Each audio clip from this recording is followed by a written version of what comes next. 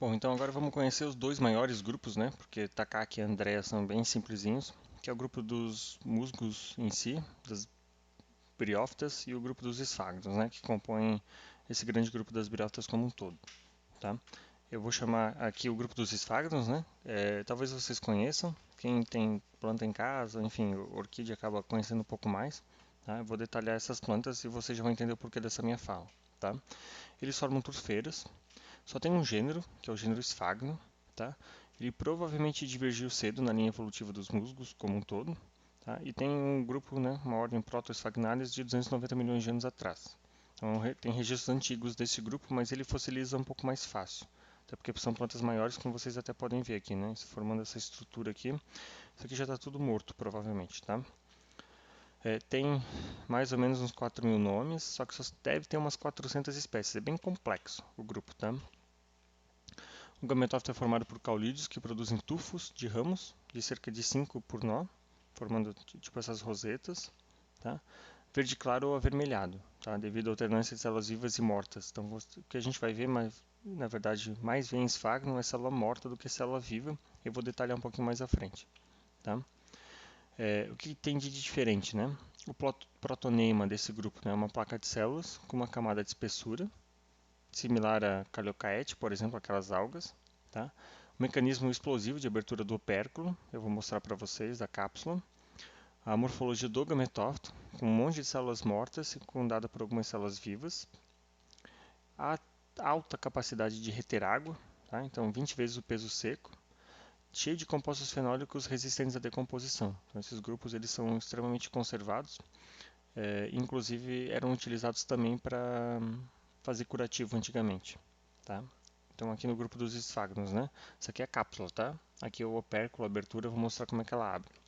E esse é o esporófito, portanto, essa cápsula marrom escura, enfim, elevada por esse pseudopódio. Isso aqui não é seta, isso aqui é parte do gametófito, tá? O esporófito é só isso aqui, ó, bem pequeno, tá?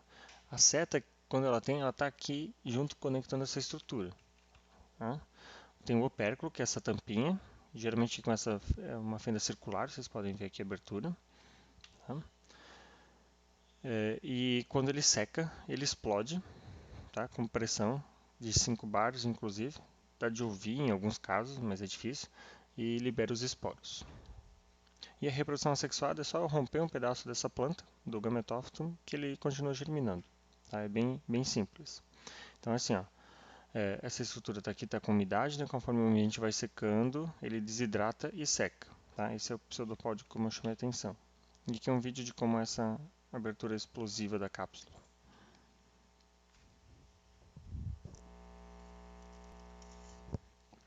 Ali já tem algumas abertas, né? Essa ali está fechada ainda. Ali, ó, ela começa a desidratar. Então essa é a cápsula, a seta pequenininha aqui, o pseudopódio, aqui é o opérculo, né, a abertura, essa é a tampinha.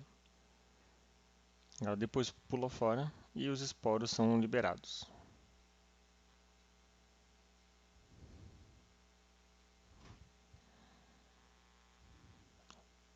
Aqui o vídeo, infelizmente ele perde, né, o momento de explosão.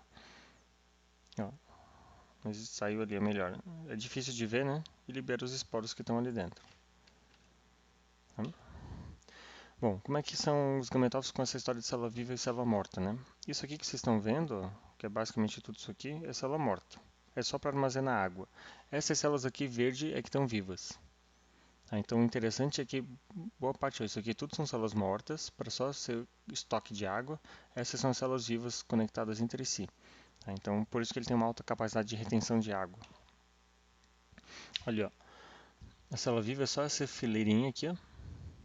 Aqui está cheio de células mortas, tá? Elas são conectadas entre si, né, para servir como um repositório de água.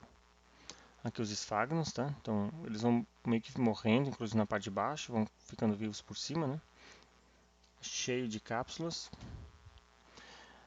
Cuidado que às vezes a gente procura, né? Olha aqui, ó, musgo esfagno. Isso aqui eu encontrei na internet. Isso aqui não é esfagno, né? Isso aqui é uma hepática, provavelmente, tá? Mas o esfagno ele é muito utilizado para é, floricultura, tá?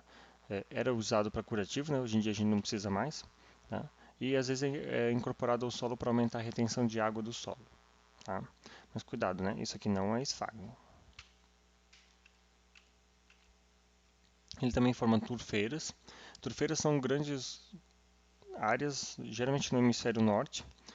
Também tem no hemisfério sul, mas no hemisfério norte elas são muito maiores, um pouco antes do Círculo Polar Ártico, onde só tinha basicamente esfagno. Ele foi crescendo sobre si, formando metros e metros e metros e metros de esfagno compactado ao longo dos milhares de anos, tá? E no meio tem umas outras plantas que crescem nas áreas expostas, né?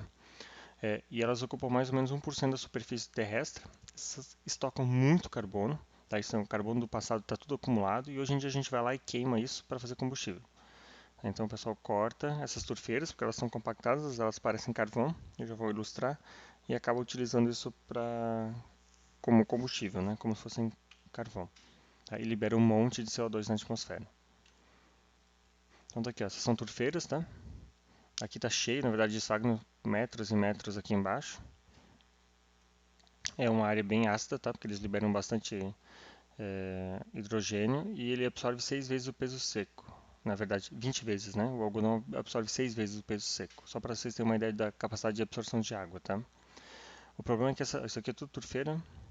Às vezes ela pega fogo por baixo, por ação humana, tá? Então ela vai queimando tudo e liberando CO2. Muito comum no hemisfério norte, como eu falei. 11% do Canadá é basicamente turfeira, tá? E é utilizado para a produção de carbono, de carvão aqui, ó. Isso aqui é tudo esfagno compactado ao longo de milhares de anos, tá? Então ele vai crescendo, né, e vai ocupando, e o pessoal explora isso para produzir combustível. Aqui algumas espécies de esfagno, um grupo bem difícil de identificar, na minha opinião. Aqui com a cápsula, né? E como é que é a reprodução, né? Tem anterídeo e tem arquegônio, tá? Eles são produzidos nas extremidades dos ramos. E a fecundação geralmente ocorre no final do inverno e depois de 4 meses os esporos são liberados, então demora um pouquinho. Mas no geral ela é assexuada, tá? Ele vai se fragmentando e se reproduzindo. A fragmentação é mais fácil, né? Você divide e ele continua germinando, né, e se desenvolvendo. Por isso que ele forma grandes agregados, né? Porque simplesmente ele se divide, vai crescendo e não precisa de reprodução sexuada, né? Muito mais rápido, tá? E por fim, o grupo dos musgos. Tá? Eu vou chamar de musgos das briófitas como um todo, enfim, não tinha outra forma, mas o maior número de espécies está neste grupo aqui. Tá? Eles geralmente formam essas rosetas, né? E são os que a gente vai encontrar em maior frequência aqui na região. Esses aqui, ó. Inclusive aqui, ó, um anterídeo, um arquegônio. Pela imagem é mais difícil saber, mas eu acredito que seja um anterídeo. Bom, os musgos, né, os musgos verdadeiros, para separar dos outros musgos, né, tem essa estrutura, o gametófito, produzem essa seta bem característica que vocês já devem ter visto por aí. Quem não mora em apartamento eventualmente encontra no jardim, inclusive, tá? Pode ter até 50 centímetros de comprimento, algumas espécies, os esfagnos um pouco mais, inclusive, tá? O caulídeo tem 3 fileiras de célula, geralmente o filídeo tem o mesmo tamanho e espiral. Tá? São espiraladamente distribuídos. Tá? Aqui, ó, o esporófito, aqui no A, o B é o gametófito. Ele tem um pé que conecta o gametófito com o esporófito, porque o gametófito vai nutrir esse esporófito, tá? Que tem essa seta. A calíptra que está aqui, que depois vai cair, que é como se fosse uma proteção para a cápsula que tem esses dentes peristomiais, tá? Que eu já vou mostrar para vocês. E a reprodução assexuada também é fragmentação, não é tão comum ou tão mais comum do que nos esfagnos, mas ela ocorre, mas ele pode brotar. Tá? Aqui o esporófito, chamando a atenção, então aqui está a cápsula, essa é a seta, tá? E aqui é onde vai ter abertura. Não é que nem de esfagno, ela não é redondinha, né? E não tem aquela tampinha só. Aqui, ela até tem uma tampa, mas ela tem uns dentinhos por dentro que a gente vai chamar de dentes peristomiais. Então aqui ainda tem a calíptra, tem essa proteção. E ali, nessa estrutura, né, no opérculo, quando ele sai, a tampinha sai fora, a gente encontra os dentes peristomiais. Ó, a calíptra aqui saindo fora. Aqui está exposto já. Tá? Como é que é o desenvolvimento, né? Tem um gametófito, obviamente. A oosfera foi fecundada e começa a produção do esporófito. tá? E vejam que a calíptera, ela envolvia o arquigônio, né? Então, essa estrutura ela fica ao redor, protegendo a cápsula, tá? E depois ela é eliminada, tá? E isso, a estrutura verde escuro, é que é o esporófito como um todo. Geralmente, na base da cápsula, com a seta, é que a gente vai encontrar estômatos, tá? É aqui que a gente tem esporófito, portanto, com estômatos, o que não é comum nos outros grupos. Ali.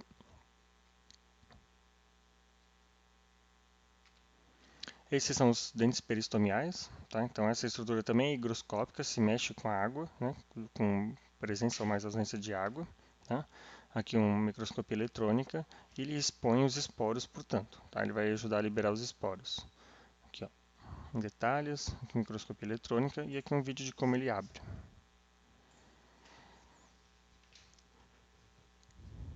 Do gênero Funaria.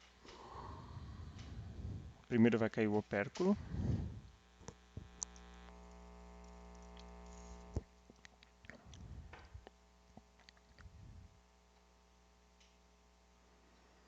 E depois começa a expor os dentes. Quando está com mais umidade, ele fica fechado, tá? E daí uma vez que ele começa a secar, ele começa com essa estrutura sendo exposta.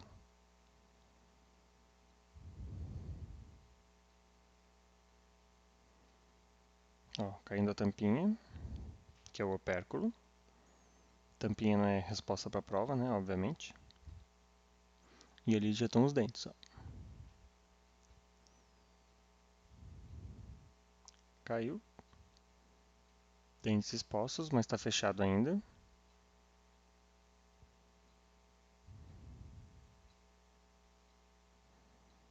Ali só num outro ângulo mostrando, né, que os dentes fechados e como eles abrem, ó. Quase um alien, né? Expondo, portanto, os esporos. Que aí vão ser carregados pelo vento ou depois quando chover pela água novamente, tá? Eles não vão ficar abrindo e fechando o tempo todo. Se forem jovens, eles até podem fechar novamente se tiver muita água, tá?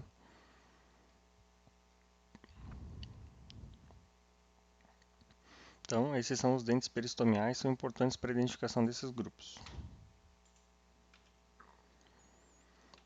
Tem alguns grupos que têm compostos de outra cor, isso aqui é o gênero Leucobrium, são briófitas esbranquiçadas que a gente encontra com muita frequência em Blumenau e região, tá? Então esse é um gênero fácil da gente identificar.